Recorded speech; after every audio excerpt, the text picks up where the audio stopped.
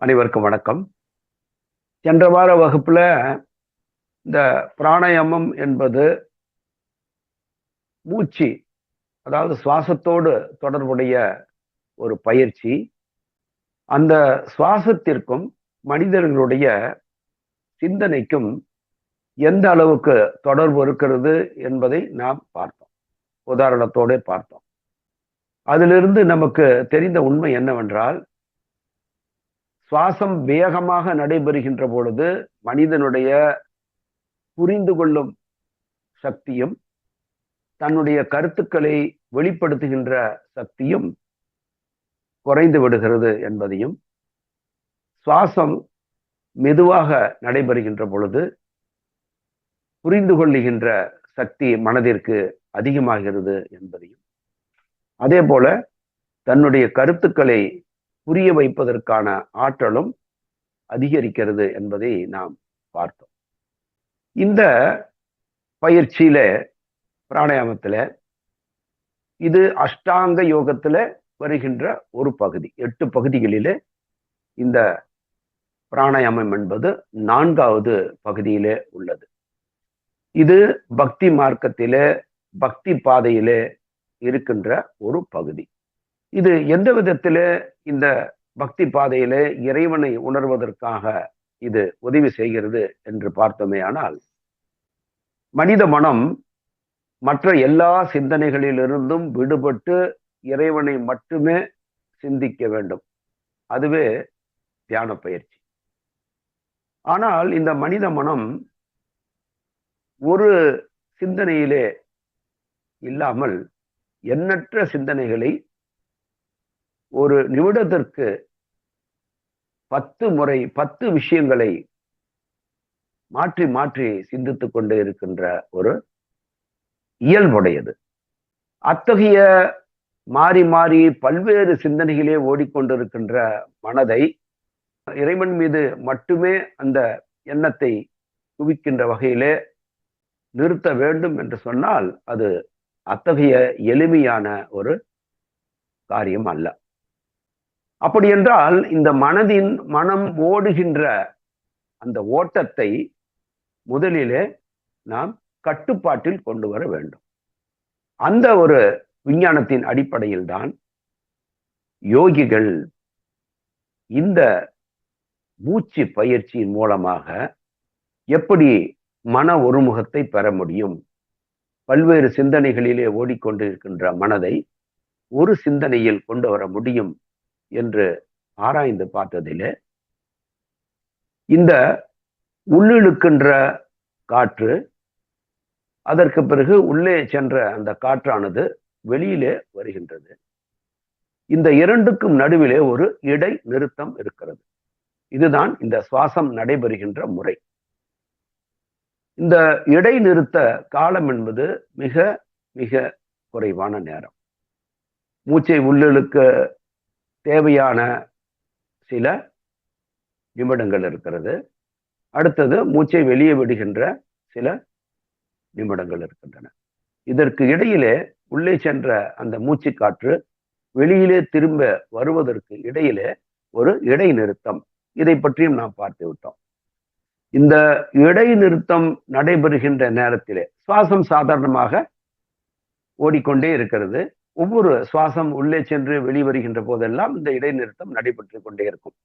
இது தொடர்ச்சியாக பெற்றுக் கொண்டிருக்கின்ற பொழுது இந்த இடைநிறுத்தம் பார்த்தீர்களேயானால், தொடர்ச்சியாக இடைநிறுத்தம் ஒன்றோடு ஒன்று, ஒரு இடைநிறுத்தத்தோடு இன்னொரு இடைநிறுத்தம் தொடர்புடையதாகவே தோன்றும். அந்த ஒன்றுக்கொன்று தொடர்புடைய அந்த நேரத்தில் தான் மனிதனுடைய அந்த எண்ணங்களை புரிந்து கொள்வது, எண்ணங்களை வெளிப்படுத்துவது, இந்த விஷயம் நடைபெறுகிறது. இந்த அடிப்படையிலே நமது யோகிகள் ஆயிரக்கணக்கான ஆண்டுகளுக்கு முன்பே இதை கண்டுபிடித்தார்கள். என்னவென்றால், இந்த இடைநிறுத்த நேரம்தான் எந்த ஒரு விஷயத்தையும் ஆழமாக புரிந்து கொள்ள முடியும் என்பதால், இந்த இடைநிறுத்த நேரத்தை, அதாவது சுவாசம் உள்ளே சென்று பிறகு வெளியே வருகின்ற இந்த 2 செயல்களுக்கு நடுவே உள்ள அந்த இடைநிறுத்த நேரத்தை நாம் அதிகப்படுத்தினோமே ஆனால், இங்கே மனதின் புரிந்து கொள்ளுகின்ற, உணர்கின்ற அந்த ஆற்றல் அதிகமாகும் என்பதை கண்டுபிடித்தார். அத்தகைய அந்த இடைநிறுத்த நேரத்தை அதிகரிப்பதற்கான முயற்சி தான் இந்த பிராணாயாம பயிற்சி. இங்கே நாம் இந்த வகுப்பினுடைய தொடக்கத்திலே போன வகுப்பிலே நாம் 10 வாயுக்களை பற்றி நாம் பேசினோம். பிராணா என்று சொன்னால் இந்த 10 வாயுக்களும் சேர்ந்த அந்த கூட்டு பெயர் தான் பிராணா என்பது. பிராணா என்பதுதான் உயிராற்றல். இந்த உயிராற்றல் தான் இந்த மனித மனதையும் மனித உடலில் உள்ள உறுப்புகளையும் இயக்கி கொண்டிருக்கிறது. இதான் ஃபியூயல் மாதிரி, எரிசக்தி போல.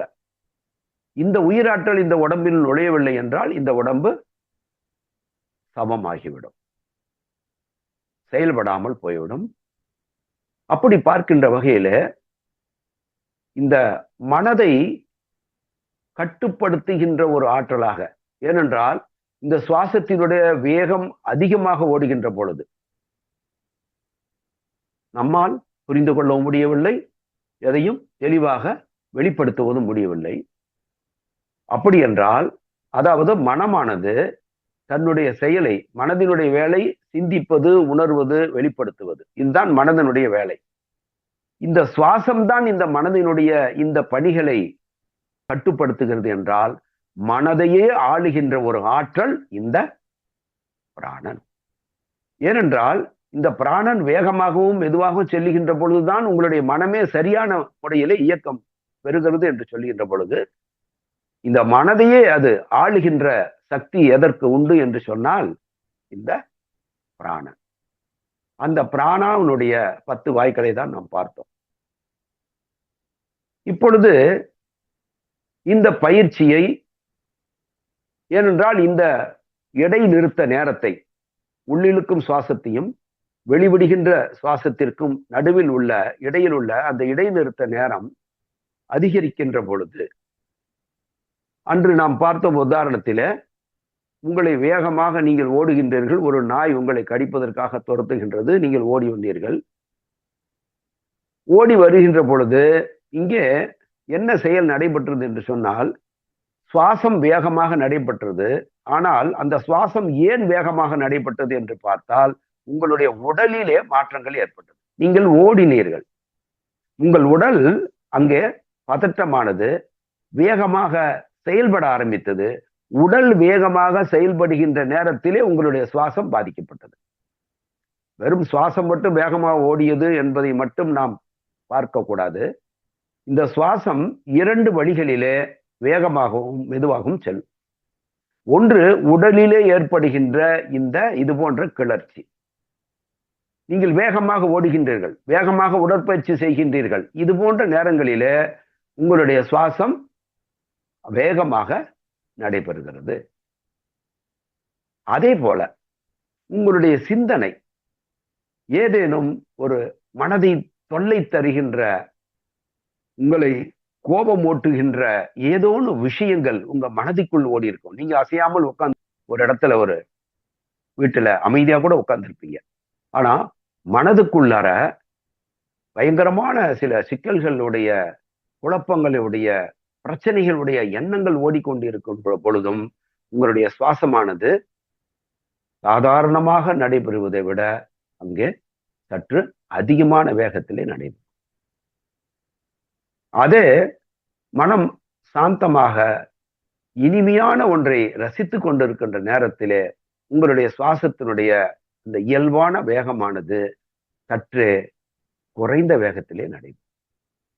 இதிலிருந்து நமக்கு என்ன தெரிகிறது என்றால், உடலில் ஏற்படுகின்ற கிளர்ச்சியினாலும் மனதில் ஏற்படுகின்ற கிளர்ச்சியினாலும் இயல்பாக நடக்க வேண்டிய சுவாசத்தினுடைய வேகம் அதிகரிக்கவோ அல்லது குறையவோ செய்கிறது. அதற்கு ஏற்றவாறு உங்களுடைய மனமானது செயல்படுகிறது. இங்கே நம்ம பிராணாயாமத்துக்கு வருகின்ற பொழுது, இந்த மனம் எதையெல்லாம் நினைக்கிறதோ அதுவும் ஆழமாக, உதாரணமா நீங்க ஒரு ஆபீஸ்ல ஒரு பணியில ஏதோ ஒரு விஷயத்துல ரொம்ப டீப்பா ஒரு வேலையை ரொம்ப மும்முரமாக, ரொம்ப தீவிரமாக ரொம்ப ஈடுபாட்டோடு ஒரு வேலையை செய்ய வச்சுக்க. ஏதோ ஒரு சிற்பம் செய்யறீங்க, ஒரு டிராயிங் பண்றீங்க, ஏதோ ஒண்ணு உதாரணத்துக்கு. அப்போ அதுல ரொம்ப ஆழமா நீங்க வந்து கவனத்தை செலுத்தும் போது பாத்தீங்கன்னா உங்களை சுத்தி என்ன நடக்குன்னு தெரியாது. உண்மையா பொய்யா? இப்ப நீங்க ஏதாவது ஒரு சிற்பம் செய்துகிட்டு இருக்கிறீங்க. நீங்க வந்து குடிக்கிறதுக்கு கொஞ்சம் தண்ணி இருந்தா கொடுங்கன்னு கேள்வி வச்சுக்க. உங்க மனைவி வந்து தண்ணியை வந்து இங்க கொண்டு வந்து பக்கத்துல கூட வச்சுட்டு போயிருப்பாங்க. ஆனா நீங்க சொல்லிட்டு நீங்க அதுல ரொம்ப டீப்பா மூழ்கி இருக்கும்போது அந்த சிந்தனையில உங்க மனம் வந்து ரொம்ப டீப்பா அதுல மூழ்கி இருக்கும்போது அவங்க வந்து தண்ணியை வச்சுட்டு போனது கூட தெரியாது. நீங்க மறுபடியும் அதை மறந்துட்டு கூட வந்து பண்ணிட்டு இருப்பீங்க. அப்புறம் கொஞ்சம் நேரம் கழிச்சு அது டைவர்ஷன் ஆகும்போது தான் அப்போ உடனே நம்ம தண்ணி கேட்டது தண்ணி இங்க பக்கத்துல இருக்கிறது நினைப்பே வரும். இதுல இருந்து என்ன தெரிய வருது அப்படின்னா, எப்ப மனம் வந்து ஒரு விஷயத்துல ஆழமாக மூழ்கி இருக்கிறதோ, அப்ப அந்த விஷயம் என்ன ஆகுதுன்னா வெற்றி அடைகிறது. அந்த ஆழமாக அதை மூழ்கல அப்படின்னும் போது அதனுடைய ரிசல்ட் வந்து நம்மளுக்கு வெற்றி அடைவது இல்லை. அப்போ இந்த இது பாருங்க, இப்ப நான் முதல்ல சொன்னேன் இல்லையா, இப்போ ரொம்ப ஆழமா அவர் வந்து ஒரு விஷயத்துல திங்க் பண்ணிட்டு இருக்கும்போது, ஈடுபடும் போது இந்த சுவாசத்தினுடைய இது வந்து என்ன ஆகுன்றீங்க, இது நிச்சயமாக, ஏன்னா இங்க மனம் வந்து ஒரு கிளர்ச்சி அடையல, ஒரே ஒரு விஷயத்துல ஈடுபாட்டோடு விரும்பி அதை செய்கிறது. இப்ப இதே கெட்ட விஷயத்திலும் ஒருத்தர் வந்து ரொம்ப ஈடுபாட்டோடு செய்யலாம். ஆனா தீய விஷயங்களை ஒருத்தர் ஈடுபாட்டோடு செய்யும்போது மனம் அமைதியான சூழ்நிலையில் இருக்காது. ஆனா இது போன்ற ஒரு படிகள்ல விரும்பி ரொம்ப, நான் சொல்றது உங்களுக்கு வித்தியாசம் தெரிஞ்சுக்கணும். ஒரு தீய செயல்கள் செய்கின்ற பொழுது மனம் வந்து அமைதியாவோ சாந்தமாகவோ அதனுடைய இது வந்து மூச்சினுடைய இது வந்து திங்க் பண்றது உள்ள இழுக்கிறது வந்து அந்த வேகம் வந்து குறைவாப்படாது. ஆனா ரொம்ப மனசுக்கு உகந்த ஒரு விஷயத்துல, இனிமையான ஒரு விஷயத்துல அந்த ஆழமா ஈடுபடுகின்ற பொழுது அந்த இயல்பான சுவாசத்தினுடைய வேகத்தை விட அது குறைவாகத்தான் நடைபெறும். அதை வந்து நம்ம கவனிக்கிறது இல்லை, ஆனா அதுதான் நடைபெறும். இந்த பிராணாயாமத்துல என்ன அப்படின்னா ரித்தமிக்கா நடக்கணும். உதாரணமா ரொம்ப ஸ்லோவா இழுத்துட்டு வெளியே விடும்போது வேகமா விட்டுறது, அல்லது வேகமா இழுத்துட்டு வெளியே விடும்போது மெதுவா விடுறது. இந்த மாதிரி சிஸ்டம் கிடையாது. இந்த ரித்தம் எப்படின்றதையும் எப்படி செய்யணும் அப்படின்ற முறைகளையும் உங்களுக்கு யாரு கத்துக் கொடுப்பாங்கன்னா குரு தான் கத்துக் கொடுப்பாங்க. ஏனென்றால் இது ஆன்மீக பயிற்சி, அஷ்டாங்க யோகத்தினுடைய ஒரு பயிற்சி.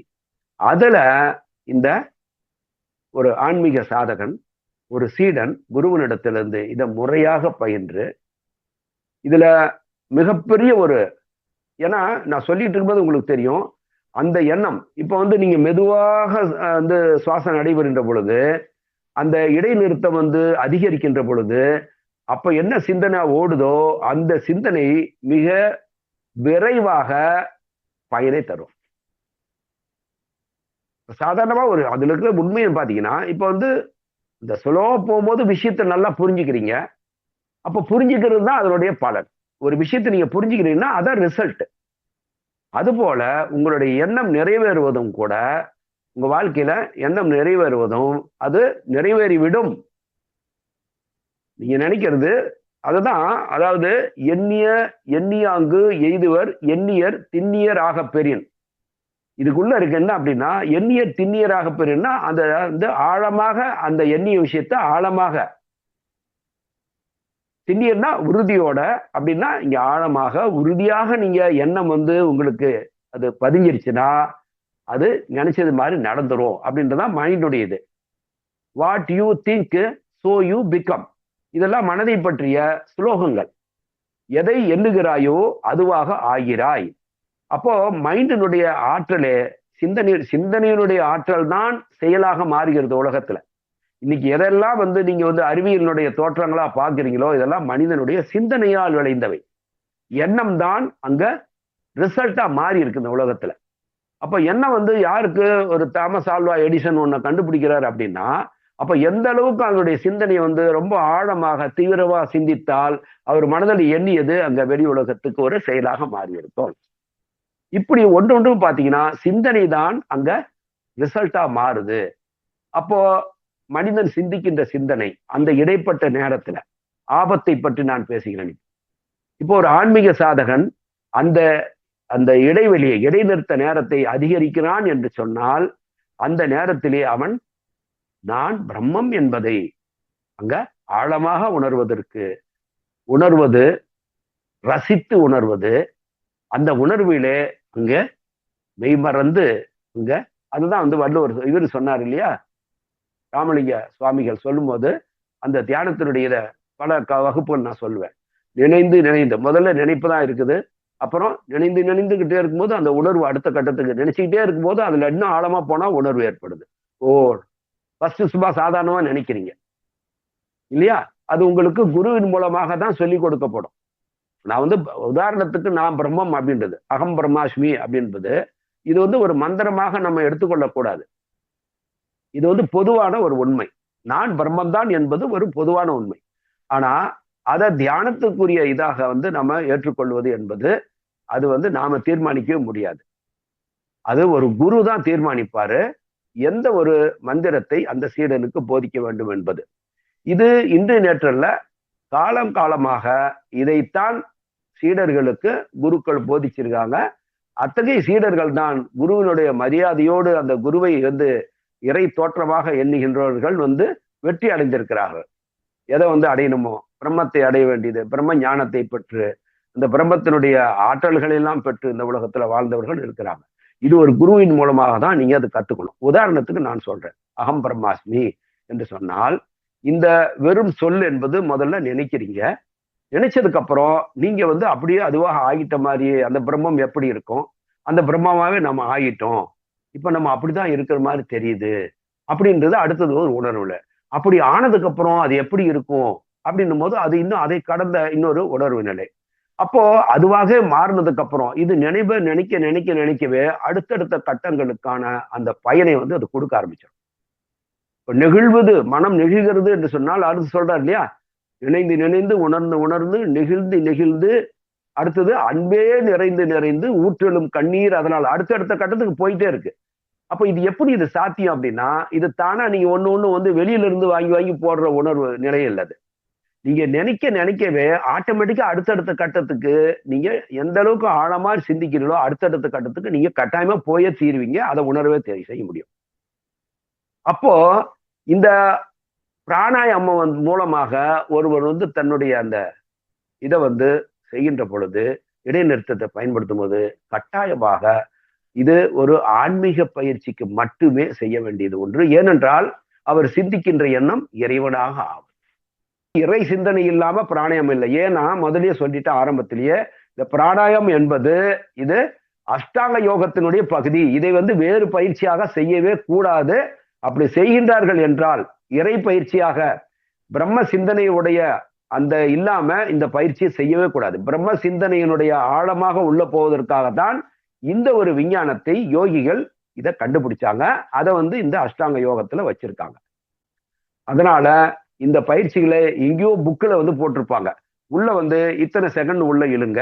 ஈவன் திருமந்திரத்தில் கூட நீங்க பார்க்கலாம். திருமந்திரத்துல கூட இத்தனை நாளிகை வந்து நீங்க வந்து அந்த மூச்சை வந்து உள்ள இழுக்கணும். அதை வந்து கையை எப்படி வைக்கணும் அதெல்லாம் சொல்லி கொடுப்பாங்க. அந்த புக்கிலேயே போட்டிருக்கோம். அது மாதிரி அத்தனை நாளிகை உள்ள இழுப்பீங்க. அடுத்தது வந்து அதை இத்தனை செகண்ட் வந்து அப்படியே நிறுத்திக்கிங்க, உள்ள இழுத்து நிறுத்திக்கிங்க. அதுக்கப்புறம் இப்போ வெளியே விடுங்க. அதை வந்து ஒரு துவாரத்தினுடைய எழுத்து இன்னொரு துவாரத்தின் வழியா தான் விடணும் மூச்சுல. இந்த சிஸ்டம்லாம் அதுல இருக்குது.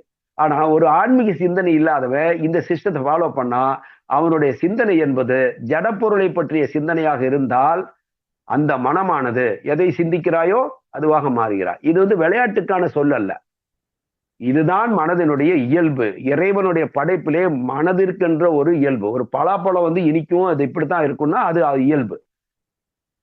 ஒரு வேப்பங்காய் வந்து கசக்கும் என்றால் அது இறைவனுடைய படைப்புல அதனுடைய இயல்பு. அதுதான். அதுபோல மனித மனதிற்கென்று ஒரு இயல்பு என்ன என்றால் எதை எண்ணிக்கொண்டிருக்கிறதோ அதுவாக ஆகிவிடும் என்பதுதான். அப்போ ஒரு ஜடப்பொருள்களை பற்றிய சிந்தனை, ஆன்மீக சிந்தனை இல்லாம பிரம்ம சிந்தனை இல்லாம இதை வந்து திங்க் பண்ணிட்டு இருந்தானா அவனுடைய நிலைமை என்ன ஆகும் நீங்க பாருங்க.